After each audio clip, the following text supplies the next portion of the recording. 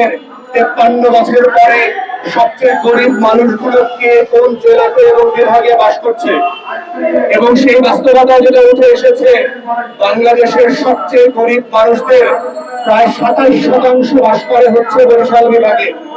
আজ থেকে 20 বছর আগে যেটা আমরা জানতাম যে রংপুর বিভাগ নাকি মঙ্গা পীড়িত, রংপুর বিভাগ নাকি দুর্ভিক্ষ পীড়িত, রংপুর বিভাগে নাকি মানুষ না খেয়ে দুর্ভিক্ষ অঞ্চলের মতো করে জীবন যাপন করে। কিন্তু আজকের পরিসংখ্যান বলছে বাংলাদেশ রাষ্ট্রের সেই মঙ্গ কবলিত রংপুরে পরিণত হয়েছে দেশের এক সময়কার সুজলা সফলা শস্য শ্যামলা ধান নদী খালের বরিশাল। যেটা খুব দুঃখজনক, বাংলাদেশ রাষ্ট্রের যে উন্নয়নের গল্প আমরা গত 16 বছর ধরে ফ্যাসিবাদের আমলে শুনেছি, এই রাষ্ট্র নাকি সিঙ্গাপুর হয়ে গেছে, এই রাষ্ট্র নাকি কানাডা এবং মালয়েশিয়ার মতো হয়ে গেছে, এই রাষ্ট্র নাকি সুইজারল্যান্ডের মতো উন্নত হয়ে গেছে। তাহলে ঠিক একই সময়ে এই উন্নয়নের গল্প চালিত যে পরিসংখ্যান ব্যুরোর রিপোর্ট যেটা ফ্যাসিবাদের আমলে করা হয়েছিল, তাহলে আমার রাষ্ট্রের একটা বিভাগ কেন উগান্ডার মতো, হাইতির মতো, ইয়েমেনের মতো দরিদ্র পীড়িত অঞ্চলে পরিণত হয়ে গেছে?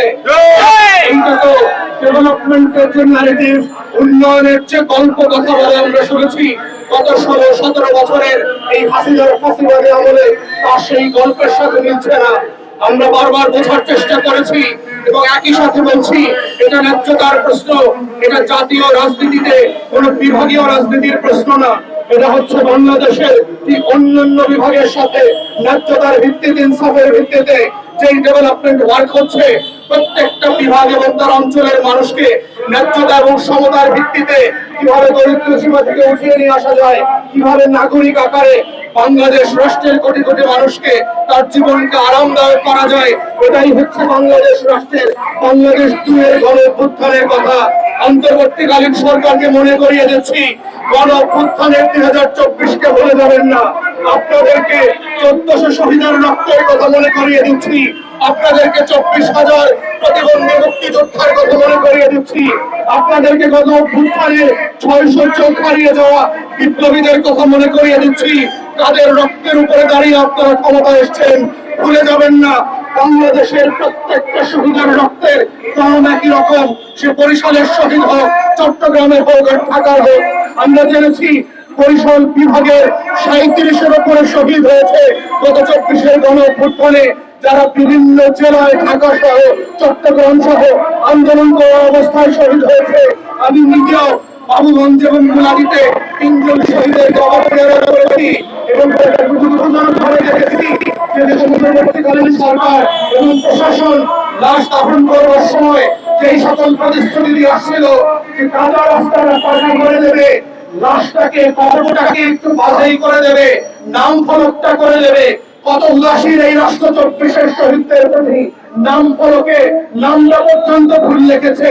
যেই কলেজের ছাত্র সে চট্টগ্রাম কলেজে, সেই চট্টগ্রামের কলেজের নামের বানানটা পর্যন্ত ভুল লিখেছে।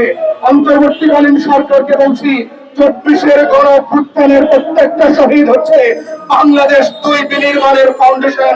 এই পিলারের রাজনীতি হচ্ছে তাই দরদের রাজনীতি।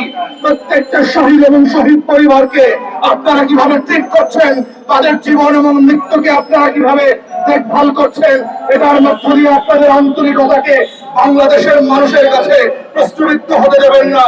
তাই যেই ওয়াদা করে দিয়ে আসছিলেন, খালের উপরে ভাঙা চারটাকে পাকা করে দিয়ে আসবেন, পাশের চার পালিয়ে গেছে আমি নিজে, এইটা ওয়াদা ছিল না।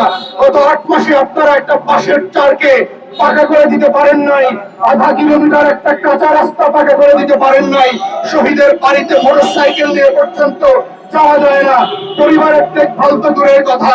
তাই অন্তর্বর্তীকালীন সরকারকে আবারও বলছি, শুধু বিভাগের উন্নয়নের বিষয় না, 24-এর গণ অভ্যুত্থানের স্পিরিট হচ্ছে বাংলাদেশ 2-কে নতুন করে দায় এবং দরদের রাজনীতি ফিরিয়ে নিয়ে আসা। যদি এটা করতে আপনারা ব্যর্থ হন, উত্তর পুরুষের কাছে আপনারা দায়বদ্ধ থাকবেন এবং আমরাও বারবার আপনাদেরকে স্মরণ করিয়ে দিব যে রক্তের উপরে, যেই শাহাদাতের উপরে ভিত্তি করে বাংলাদেশ রাষ্ট্রে আপনারা 2024-এ দায়িত্ব নিয়েছিলেন, সেটা করতে আপনারা ব্যর্থ হয়েছেন। শুধু 16 বছরের ফ্যাসিবাদী আমলকে আমরা শুধু সমালোচনা করব না, দরদের রাজনীতি হচ্ছে আপনাদের ভালো কাজের প্রশংসা যেমন করব, সমর্থন যেমন করব, আপনাদের ব্যর্থতার সমালোচনাও আমরা করব। এটাই হচ্ছে নতুন বাংলাদেশে গণতান্ত্রিক মূল্যবোধের রাজনীতি।